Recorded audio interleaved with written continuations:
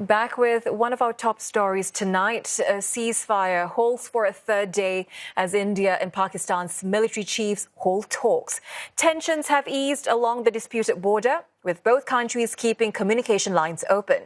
Now, for more on this, let's bring in Christopher Clary, Associate Professor, Department of Political Science at the University of Albany, and he joins us live now from Madrid.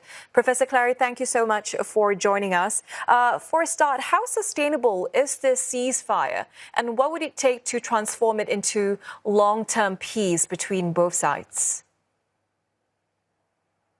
I think we're still quite a ways from any sort of durable peace. I'll settle for a durable ceasefire.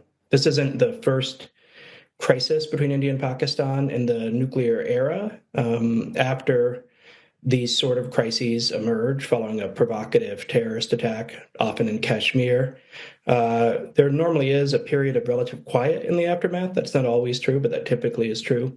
So, I think the question is whether some sort of political process begins. The U.S. president and the Secretary of State have indicated their desire to have talks begin, but the government of India has indicated that isn't in the card. New Delhi typically views political talks as premature, so long as they perceive Pakistan as supporting violent, militant, or terrorist actors that operate from Pakistan and target eventually Indian territory.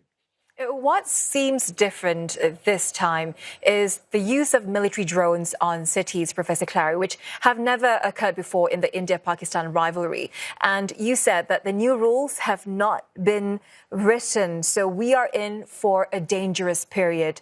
Do you believe this marks a turning point in the rivalry, and how might the new red lines look like? Sure. After the use of drones on May 8th, there were attempts by Pakistan to launch a large-scale drone operation of its own upon India. That drone strike, swarms of drones, if you will, those were largely defeated, it appears, by Indian air defenses. But in that context, eventually India decided on May 10th to rapidly escalate its own airstrikes on Pakistan using standoff weapons like cruise missiles and some of those subsonic, some of those hypersonic, and in the process appear to have done some damage to Pakistani air bases. That sort of sharp escalation where there are multiple military targets being struck in the core of Pakistan, that is something that we really haven't seen since the 1970s. Meanwhile, some experts are also saying that this conflict is a testing ground for equipment crucial to a different rivalry, and about 80% of Pakistan's military equipment comes from China. India, on the other hand, has shifted from a reliance on Russian suppliers to the US, France and Israel, for example, for its fighter jets and combat drones. What does this shift in military equation in South Asia mean to allies? Is this conflict becoming a proxy for the larger China-West geopolitical rivalry? Even if the U.S. is not sort of instigating this, or China is not instigating this, it still becomes a test bed for military technologies. In the 1960s and 70s, the U.S. and the Soviet Union were not eager for Israel to have clashes with its Arab neighbors, but those Arab-Israeli clashes showcased the quality of defense equipment on both sides of the superpower rivalry. And, something similar is occurring in the subcontinent today.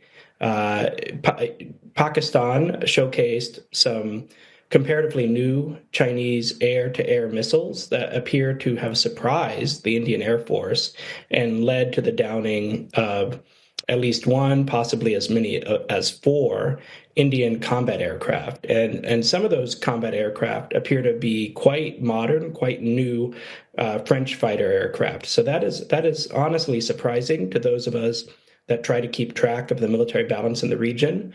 And in the last few days, India also has showcased its own special military capabilities using cruise missiles from France, drones from Israel to attack Pakistan, both of those with some success. On both sides of the border now, there's debris that authorities are finding and cataloging. And to the extent that the equipment is captured relatively intact, that debris will be of interest to great powers all over the world. All right, Professor Clary, I appreciate your insights tonight. That was Christopher Clary, Associate Professor at the Department of Political Science from the University at Albany.